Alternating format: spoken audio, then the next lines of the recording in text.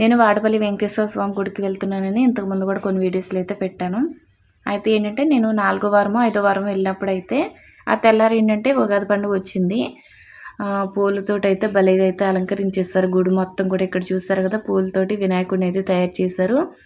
మంచి కలర్ఫుల్గా అయితే వినాయకుడిని రెడీ చేస్తారు. ఇక్కడ ఏంటంటే కాయిన్స్ అంటిస్తున్నారు చాలామంది కూడా.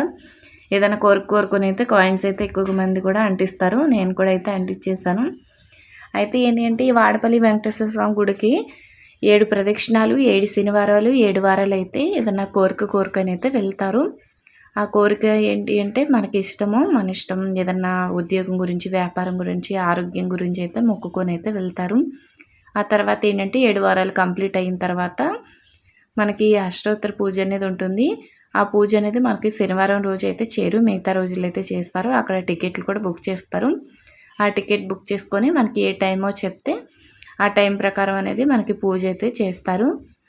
అలాగే ఏంటి అంటే మనకి ఆ పూజ కంప్లీట్ అయితే అలాగా మనం అనుకున్నది అయితే నెరవేరినట్లు, అంటే 7 శనివారాలు అనేది కంప్లీట్ అయినట్లు. ఓకేనండి, ఈ వీడియో